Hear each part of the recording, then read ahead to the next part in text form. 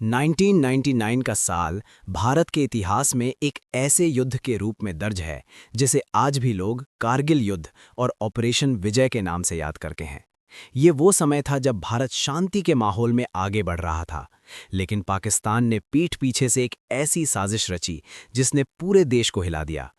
दरअसल सर्दियों के मौसम में जब कारगिल, द्रास, बटालिक और मशकोह घाटी जैसे इलाकों में भारी बर्फबारी होती है तो कई भारतीय चौकियां खाली कर दी जाती हैं, क्योंकि वहां रहना लगभग असंभव हो जाता है।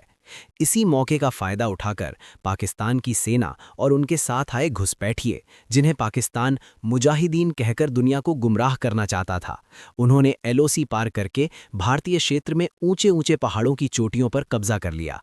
ये चोटियां इतनी ऊंची और रणनीतिक थीं कि वहां से वो नीचे भारतीय सड़कों और सप्लाई लाइन पर सीधी निगरानी रख सकते थे। खासकर राष्ट्रीय राजमार्ग NH-1A जो श्रीनगर को लेह से जोड़ता है, उस सड़क पर अगर दुश्मन की पकड़ बन जाती तो लद्दाख में भारतीय सेना की सप्लाई पूरी तरह रुक सकती थी। शुरुआत में भारत को लगा कि शायद ये कोई छोटे स्तर की घुसपैठ है, लेकिन जब स्थानीय चरवाहों और पेट्रोलिंग टीमों ने संदिग्ध गतिविधियां देखीं और फिर भारतीय जवानों पर अचानक गोलीबारी हुई, तब सच्चाई सामने आने लगी। धीरे धीरे पता चला कि ये कोई छोटी घुसपैठ नहीं बल्कि पाकिस्तान द्वारा रची गई एक बड़ी सैन्य घुसपैठ थी, जिसमें भारी मात्रा में हथियार, गोला बारूद, बंकर और मजबूत मोर्चेबंदी की गई थी। भारत के लिए सबसे बड़ा झटका ये था कि दुश्मन ऊंचाई पर बैठा था, यानी हाई ग्राउंड उसके पास था, और भारतीय सेना नीचे से चढ़कर हमला करने को मजबूर थी।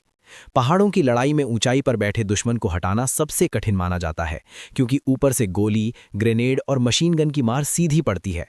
इसके बावजूद भारत ने तुरंत स्थिति को समझा और एक बड़ा निर्णय लिया कि किसी भी कीमत पर दुश्मन को भारत की जमीन से हटाना है। तभी भारतीय सेना ने इस अभियान को नाम दिया ऑपरेशन विजय। ये केवल एक सैन्य अभियान नहीं था, बल्कि भारत के आत्मसम्मान और संप्रभुता का सवाल था। मई 1999 के आसपास जैसे जैसे खबरें पक्की होती गईं, भारतीय सेना ने पूरे क्षेत्र में बड़ी तादाद में सैनिक भेजने शुरू किए। पहाड़ों पर चढ़ाई शुरू हुई, लेकिन ये चढ़ाई किसी सामान्य पहाड़ी ट्रैक जैसी नहीं थी। ये मौत के रास्ते पर चलने जैसा था, क्योंकि तापमान कई बार माइनस में चला जाता, ऑक्सीजन की कमी होती, ऊपर दुश्मन का सीधा निशाना होता और नीचे से चढ़ने वाले जवानों को हर कदम पर जान जोखिम में डालनी पड़ती। इसी दौरान भारतीय वायुसेना को भी शामिल किया गया और शुरू हुआ ऑपरेशन सफेद सागर, जिसमें वायुसेना ने दुश्मन के ठिकानों पर हवाई हमले किए। लेकिन पहाड़ों की ऊंचाई और मौसम की वजह से एयरफोर्स के लिए भी ये मिशन बेहद खतरनाक था। कई बार बादल और तेज हवाएं लड़ाकू विमानों के लिए बाधा बन जाती थीं। फिर भी भारतीय पायलटों ने साहस दिखाया और दुश्मन के सप्लाई बेस, बंकर और गोला बारूद के ठिकानों को निशाना बनाया। युद्ध का असली चेहरा तब सामने आया जब भारतीय जवानों ने उन ऊंची चोटियों पर कब्जा वापस लेने के लिए जान की बाजी लगा दी। सबसे प्रसिद्ध लड़ाइयों में टाइगर हिल, टोलोलिंग, पॉइंट 4875, द्रास सेक्टर और बटालिक की लड़ाइयां थीं। टोलोलिंग की लड़ाई में भारतीय सेना ने पहली बार महसूस किया कि दुश्मन कितनी मजबूत स्थिति में बैठा है। लेकिन जैसे ही भारतीय सैनिकों ने आगे बढ़ना शुरू किया, देश के लिए बलिदान देने वाले वीरों की कहानियां जन्म लेने लगीं। कैप्टन विक्रम बत्रा जैसे जवानों ने ये दिल मांगे मोर का नारा देकर पूरे देश में जोश भर दिया। उनकी बहादुरी ने भारतीय ग्रेनेडियर योगेंद्र सिंह यादव और कई अन्य जवानों ने अपनी जान की परवाह किए बिना सीधी गोलियों के बीच दुश्मन के ठिकानों पर धावा बोला। इस युद्ध की सबसे बड़ी विशेषता यही थी कि ये केवल हथियारों की लड़ाई नहीं थी, ये हिम्मत, धैर्य और ऊंचाई पर चढ़ने के अद्भुत साहस की लड़ाई थी। भारतीय सेना ने रात के अंधेरे में बर्फीली चट्टानों पर रस्सियों के सहारे चढ़ाई की। कई बार जवानों के हाथ जम जाते, पैर फिसलते, सांस रुकने लगती, लेकिन फिर भी वो पीछे नहीं हटे, क्योंकि उनके सामने सिर्फ एक लक्ष्य था, भारत की जमीन वापस लेना। जैसे जैसे दिन बीतते गए, भारतीय सेना ने धीरे धीरे एक एक करके दुश्मन की पोस्ट पर हमला करके उन्हें पीछे धकेलना शुरू किया। दुश्मन ने भारी मोर्टार और तोपखाने से जवाब देने की कोशिश की, लेकिन भारत ने भी अपनी आर्टिलरी ताकत झोंक दी। बोफोर्स तोपों ने इस युद्ध में बहुत महत्वपूर्ण भूमिका निभाई, क्योंकि उनकी मारक क्षमता और सटीकता ने ऊंचाई पर बने दुश्मन के बंकरों को तोड़ने में मदद की। जब भारतीय तोपें आग उगलती थीं, तो पूरा पहाड़ी इलाका कांप उठता था और दुश्मन के कई ठिकाने तबाह हो जाते थे। फिर भारतीय सैनिक तेजी से आगे बढ़ते और चोटी पर कब्जा जमाते। टाइगर हिल की लड़ाई को कारगिल युद्ध की सबसे निर्णायक लड़ाई माना जाता है, क्योंकि टाइगर हिल पर कब्जा होने का मतलब था पूरे इलाके में दुश्मन की कमर टूटना। इस चोटी पर पाकिस्तानी सैनिकों ने मजबूत बंकर बनाए थे, लेकिन भारतीय सेना ने कई दिनों की भीषण लड़ाई के बाद इस पर तिरंगा फहराया। जब भारत का झंडा टाइगर हिल पर लहराया तो पूरे देश में खुशी की लहर दौड़ गई। टीवी पर वो दृश्य देखकर लोगों की आंखों में आंसू आ गए। हर घर में लोग सेना के लिए दुआ करने लगे। उस समय भारत के हर नागरिक का दिल सैनिकों के साथ धड़क रहा था। स्कूलों में बच्चे प्रार्थना करते, मंदिरों में घंटियां बजती, मस्जिदों में दुआएं होती और गुरुद्वारों में अरदास होती। पूरा भारत एक होकर अपने जवानों के पीछे खड़ा था। दूसरी ओर पाकिस्तान लगातार दुनिया के सामने झूठ बोल रहा था कि ये उसके सैनिक नहीं बल्कि आतंकवादी हैं। लेकिन धीरे धीरे अंतर्राष्ट्रीय स्तर पर पाकिस्तान की सच्चाई सामने आने लगी, क्योंकि भारतीय सेना को कई ऐसे सबूत मिले जिनसे साफ पता चलता था कि घुसपैठ में पाकिस्तान की सेना शामिल थी। पाकिस्तानी सैनिकों के पहचान पत्र, हथियार और संचार उपकरण बरामद हुए। भारत ने अंतर्राष्ट्रीय समुदाय को बताया कि उसने एलओसी पार नहीं की है और वो अपनी ही जमीन पर लड़ रहा है। यही कारण था कि दुनिया के कई देशों ने भारत का समर्थन किया और पाकिस्तान पर दबाव बढ़ने लगा कि वो अपने सैनिक वापस बुलाए। ये युद्ध लगभग 2 महीने तक चला और इस दौरान भारत ने अपने कई बहादुर जवान खो दिए। लेकिन उनकी शहादत ने भारत को कमजोर नहीं किया बल्कि और मजबूत बना दिया। हर शहीद की कहानी भारत के इतिहास में अमर हो गई। कारगिल युद्ध में भारतीय सेना ने साबित कर दिया कि वो सिर्फ सीमा की रक्षा ही नहीं करती, बल्कि जब जरूरत पड़े तो असंभव को भी संभव बना सकती है। जुलाई 1999 आते आते भारत ने लगभग सभी महत्वपूर्ण चोटियों पर फिर से कब्जा कर लिया। पाकिस्तान की रणनीति पूरी तरह विफल हो गई, उसे पीछे हटना पड़ा।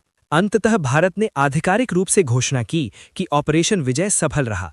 भारतीय सेना ने कारगिल की ऊंचाइयों से दुश्मन को खदेड़ दिया और भारत की सीमा फिर सुरक्षित हो गई। ये जीत केवल सैन्य जीत नहीं थी, ये भारत के साहस, अनुशासन और बलिदान की जीत थी। इस युद्ध ने भारत को ये सिखाया कि दुश्मन कभी भी धोखे से हमला कर सकता है, इसलिए हमेशा सतर्क रहना जरूरी है। ऑपरेशन विजय ने भारतीय सेना की रणनीति, तकनीक और साहस को पूरी दुनिया के सामने साबित किया। कारगिल युद्ध के बाद भारत ने अपनी सुरक्षा नीति को और मजबूत किया, सीमाओं पर निगरानी बढ़ाई और सेना को आधुनिक तकनीक से लैस किया। लेकिन सबसे बड़ी बात ये थी कि इस युद्ध ने देशवासियों के दिलों में सेना के लिए सम्मान और गर्व को कई गुना बढ़ा दिया। आज भी जब कारगिल के शहीदों का नाम लिया जाता है तो हर भारतीय की आंखें नम हो जाती हैं, क्योंकि उन्होंने अपनी जान देकर ये साबित किया कि भारत की मिट्टी के लिए लड़ना सिर्फ कर्तव्य नहीं बल्कि सम्मान है। ऑपरेशन विजय की कहानी यही बताती है कि जब देश पर संकट आता है तो भारत का जवान पहाड़ों की ऊंचाई, बर्फ की ठंड, गोलियों की बारिश और मौत के खतरे से भी नहीं डरता। वो बस आगे बढ़ता है, लड़ता है और तिरंगा लहराकर वापस लौटता है। यही कारण है कि ऑपरेशन विजय आज भी भारत के इतिहास में सबसे गौरवशाली और प्रेरणादायक सैन्य अभियानों में गिना जाता है। ऑपरेशन विजय की ये जीत सुनने में जितनी बड़ी लगती है, असल में उससे कहीं ज्यादा भारी थी, क्योंकि जब कारगिल की चोटियों पर तिरंगा लहराया गया तब असली कहानी खत्म नहीं हुई थी, बल्कि एक नई कहानी शुरू हुई थी। एक ऐसी कहानी जिसमें युद्ध के बाद की खामोशी, शहीदों की यादें, घायल जवानों का दर्द और पूरे देश के अंदर उठता हुआ गर्व और आंसुओं का सैलाब शामिल था। जैसे ही पाकिस्तान के सैनिक पीछे हटने लगे, भारतीय सेना ने एक एक करके उन सभी पोस्टों को पूरी तरह सुरक्षित करना शुरू किया, क्योंकि दुश्मन की चालाकी का भरोसा नहीं किया जा सकता था। कई जगहों पर पाकिस्तानी सैनिक जाते जाते बर्फ के नीचे बारूदी सुरंगें बिछा गए थे। कुछ इलाकों में उन्होंने गोला बारूद छुपाकर छोड़ दिया था, ताकि अगर भारत लापरवाही करे तो फिर नुकसान हो सके। इसलिए भारतीय इंजीनियर और बम डिस्पोजल यूनिट दिन रात पहाड़ों पर काम कर रही थीं। बर्फ हटाकर जमीन को जांचा जा रहा था। हर कदम पर सावधानी बरती जा रही थी, क्योंकि युद्ध भले ही खत्म हो गया था, लेकिन मौत अब भी उन पहाड़ों में छुपी हुई थी। सेना को यह भी देखना था कि दुश्मन ने किन किन रास्तों से घुसपैठ की थी, कौन कौन से ट्रैक इस्तेमाल किए गए थे और कैसे उन्होंने इतनी ऊंचाई पर भारी मात्रा में हथियार और राशन पहुंचाया था। इसी जांच के दौरान कई चौंकाने वाली बातें सामने आईं। कुछ जगहों पर पाकिस्तानी सेना ने बर्फ के अंदर ऐसे छोटे रास्ते बना रखे थे जो दूर से नजर नहीं आते थे। कहीं कहीं तो उन्होंने चट्टानों को काटकर छोटे छोटे बंकर बना लिए थे, और उन बंकरों में इतना सामान था कि साफ दिख रहा था कि ये घुसपैठ कुछ दिनों की नहीं बल्कि महीनों की प्लानिंग का नतीजा थी। जब भारतीय जवान उन बंकरों के अंदर पहुंचे तो उन्हें पाकिस्तान की तरफ से भेजे गए नक्शे, खाने के पैकेट, दवाइयां और सैन्य उपकरण मिले। कुछ पैकेटों पर पाकिस्तानी सेना की मुहर तक लगी हुई थी। इस सब ने भारत के शक को पूरी तरह सच साबित कर दिया कि ये हमला आतंकवादियों का नहीं बल्कि पाकिस्तान की सेना की सीधी साजिश थी। अब भारत के पास दुनिया को दिखाने के लिए पक्के सबूत थे, और यही सबूत आगे चलकर अंतर्राष्ट्रीय स्तर पर पाकिस्तान के लिए शर्म का कारण बने। लेकिन उन पहाड़ों पर सिर्फ सबूत नहीं मिले, वहां बलिदान की कीमत भी दिखाई दी। जब लड़ाई खत्म हुई तो कई जगहों पर भारतीय जवानों के टूटे हेलमेट, फटे बैग, खून से सने दस्ताने और बर्फ में दबे हथियार पड़े थे। ये दृश्य देखकर कई सैनिकों की आंखें भर आईं, क्योंकि उन्हें याद आ गया कि इन चीज़ों के पीछे किसी दोस्त की आखिरी सांसें थीं, किसी भाई की आखिरी चीख थी, किसी साथी का आखिरी वादा था कि हम जीत कर लौटेंगे। और सबसे भारी वो पल था जब शहीद जवानों के शवों को नीचे लाया गया। कई जवान ऐसे थे जिनकी पहचान करना भी मुश्किल था, क्योंकि पहाड़ों की बर्फ और युद्ध की क्रूरता ने सब कुछ बदल दिया था। लेकिन फिर भी सेना ने एक एक शहीद को सम्मान के साथ वापस भेजा। उनके ताबूतों पर तिरंगा लपेटा गया, सलामी दी गई, और जब वे ताबूत हेलीकॉप्टरों से नीचे लाए जाते तो हर सैनिक का सिर गर्व से ऊंचा और आंखें नम हो जातीं। जैसे ही शहीदों के शव उनके गांवों तक पहुंचे, पूरे देश ने एक अलग भारत देखा। एक ऐसा भारत जो रो रहा था लेकिन टूट नहीं रहा था। गांवों की गलियों में हजारों लोग जमा थे। हर कोई भारत माता की जय के नारे लगा रहा था। महिलाएं रो रही थीं, बूढ़े पिता कांपते हाथों से तिरंगे को छू रहे थे। माएं अपने बेटे की तस्वीर को सीने से लगाकर चुपचाप बैठी थीं, और बच्चे समझ ही नहीं पा रहे थे कि उनका हीरो अब वापस क्यों नहीं आएगा। हर शहीद की कहानी पूरे देश में आग की तरह फैल रही थी। टीवी और रेडियो पर शहीदों की वीरता सुनाई जा रही थी, और हर घर में लोग अपने जवानों को सलाम कर रहे थे। इसी बीच सरकार और सेना को यह भी समझ आ गया था कि ये युद्ध केवल हथियारों से नहीं जीता गया, बल्कि ये युद्ध इंटेलिजेंस, रणनीति और मानसिक मजबूती की परीक्षा भी था। इसलिए युद्ध के तुरंत बाद भारत ने अपनी सुरक्षा व्यवस्था पर फिर से काम शुरू कर दिया। सेना के लिए नई निगरानी तकनीक, सैटेलाइट इमेजिंग, ड्रोन जैसी आधुनिक चीज़ों पर ध्यान दिया गया। एलओसी पर चौकियों को और मजबूत किया गया, क्योंकि अब ये साफ हो गया था कि पाकिस्तान का भरोसा करना मतलब खुद को धोखा देना है। युद्ध के बाद जब पहाड़ों पर धीरे धीरे शांति लौटने लगी, तब भी उन चोटियों पर तैनात जवानों के लिए युद्ध खत्म नहीं हुआ था, क्योंकि उन्हें उसी ठंड में, उसी बर्फ में, उसी ऊंचाई पर डटले रहना था जहां सांस लेना भी कठिन होता है। कई जवानों को फ्रॉस्ट बाइट हो गया, कई की उंगलियां सुन्न पड़ गईं, लेकिन फिर भी वे अपने पोस्ट पर खड़े रहे, क्योंकि उन्हें पता था कि अगर उन्होंने एक पल भी ढील दी तो दुश्मन फिर वही चाल दोहराएगा। ऑपरेशन विजय की सफलता के बाद भी पाकिस्तान के कुछ सैनिक और घुसपैठिए पहाड़ों में छिपे रह गए थे। कुछ जगहों पर वे पीछे हटते वक्त रास्ता भटक गए और बर्फ में फंस गए। भारतीय सेना ने कई जगहों पर ऐसे दुश्मनों को पकड़ा भी, कुछ को मार गिराया, लेकिन कई दुश्मन बर्फीले तूफानों में खुद ही खत्म हो गए, क्योंकि कारगिल की ऊंचाई और प्रकृति का नियम किसी को नहीं छोड़ता। उस समय भारतीय सेना ने यह भी महसूस किया कि असली दुश्मन सिर्फ पाकिस्तान नहीं है, बल्कि वो परिस्थितियां भी हैं जो पहाड़ों में युद्ध को 10 गुना कठिन बना देती हैं। फिर भी भारत के जवानों ने उन परिस्थितियों को हराया। ये बात हर भारतीय के लिए गर्व की थी।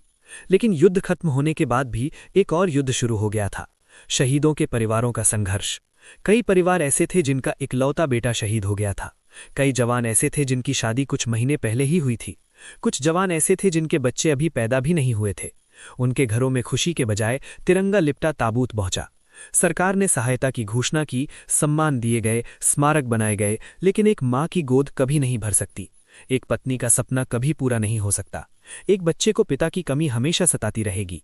ये युद्ध केवल सीमा पर नहीं लड़ा गया था, ये युद्ध उन घरों में भी लड़ा गया था जहां माताएं रातों को जागकर अपने बेटे की सलामती की दुआ करती थीं। इसी बीच भारत में कारगिल के शहीदों के सम्मान में कई कार्यक्रम हुए। स्कूलों में बच्चों को बताया गया कि देशभक्ति क्या होती है। देश भर में लोगों ने सेना के लिए चंदा दिया। कई जगहों पर लोगों ने अपने घरों पर तिरंगा लहराया। भारत का हर नागरिक उस समय अपने जवानों के साथ खड़ा था। ये एक ऐसा समय था जब पूरा देश एक साथ एक आवाज बन गया था। लेकिन सबसे बड़ा मोड़ तब आया जब पाकिस्तान की सच्चाई पूरी दुनिया के सामने उजागर हो गई, क्योंकि जैसे जैसे भारत के पास सबूत बढ़ते गए, दुनिया को ये समझ में आने लगा कि पाकिस्तान ने शांति का नाटक करके पीछे से हमला किया था और भारत अपनी जमीन बचाने के लिए लड़ रहा था। इस कारण पाकिस्तान को अंतर्राष्ट्रीय स्तर पर काफी दबाव झेलना पड़ा। कई देशों ने पाकिस्तान से कहा कि वो अपनी सेना वापस बुलाए, और भारत ने भी साफ कर दिया कि वो एलओसी पार नहीं करेगा, क्योंकि भारत की लड़ाई कब्जा करने की नहीं बल्कि अपनी जमीन बचाने की थी। यही कारण था कि भारत की नैतिक जीत भी हुई, क्योंकि दुनिया ने देखा कि भारत संयम रखकर भी ताकत से लड़ सकता है।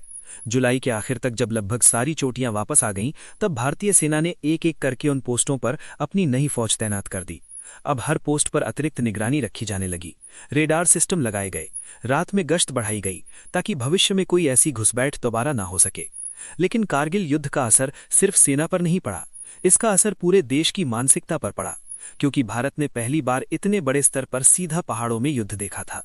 टीवी पर लगातार युद्ध की खबरें चल रही थीं।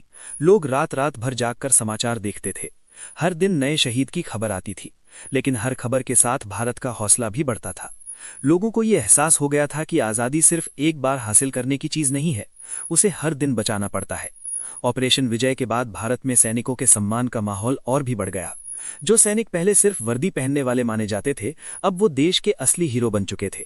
गांव-गांव में लोग सेना में भर्ती होने का सपना देखने लगे। कई युवाओं ने यह ठान लिया कि वे भी एक दिन अपने देश के लिए लड़ेंगे, क्योंकि कारगिल ने भारत को सिर्फ जीत नहीं दी थी, कारगिल ने भारत को एक नया आत्मविश्वास दिया था। लेकिन यह आत्मविश्वास दर्द से भरा था, क्योंकि हर जीत के पीछे किसी की कुर्बानी छुपी होती है, और कारगिल की जीत के पीछे सैकड़ों जवानों की शहादत थी। फिर भी भारत ने उस दर्द को कमजोरी नहीं बनाया, बल्कि उसे ताकत में बदला। ऑपरेशन विजय की कहानी आगे भी चलती रही, क्योंकि इसके बाद भारत ने अपनी रक्षा बजट में सुधार किए, सेना के लिए नए हथियार खरीदे, वायुसेना को आधुनिक बनाया, और सबसे महत्वपूर्ण बात, भारत ने अपनी सीमाओं पर इंटेलिजेंस और निगरानी को कई गुना मजबूत कर दिया। कारगिल युद्ध ने यह सिखाया कि केवल ताकत ही नहीं, बल्कि सही समय पर सही जानकारी होना भी जरूरी है, क्योंकि अगर शुरुआत में ही दुश्मन की घुसपैठ पकड़ ली जाती तो शायद नुकसान कम होता। इसी वजह से भारत ने भविष्य में अपनी खुफिया एजेंसियों और सेना के बीच तालमेल को और मजबूत किया। लेकिन कारगिल युद्ध की असली कहानी सिर्फ रणनीति और हथियारों की नहीं है। ये कहानी उन जवानों की है जो बर्फ में अपने शरीर को घसीटते हुए आगे बढ़े, जिन्होंने गोलियों की बारिश में भी अपने साथी को बचाया, जिन्होंने दुश्मन के बंकर पर हमला करते वक्त ये नहीं सोचा कि वे बचेंगे या नहीं। उन्होंने सिर्फ इतना सोचा कि भारत की जमीन पर दुश्मन का झंडा नहीं लहराना चाहिए। इसी युद्ध में कई जवान ऐसे थे जो घायल होने के बाद भी पीछे नहीं हटे। कई जवान ऐसे थे जिन्होंने अपने शरीर पर गोलियां खाकर भी रेडियो पर अपने साथियों को आदेश दिए। कई जवान ऐसे थे जिनके आखिरी शब्दों में सिर्फ जय हिंद कहा। इन वीरों की कहानी जब जब सुनाई जाती है तो हर भारतीय का सिर गर्व से ऊंचा हो जाता है, और इसी वजह से कारगिल विजय दिवस हर साल मनाया जाता है, ताकि देश कभी उन बलिदानों को भूल न जाए। हर साल 26 जुलाई को देश कारगिल विजय दिवस मनाता है। लोग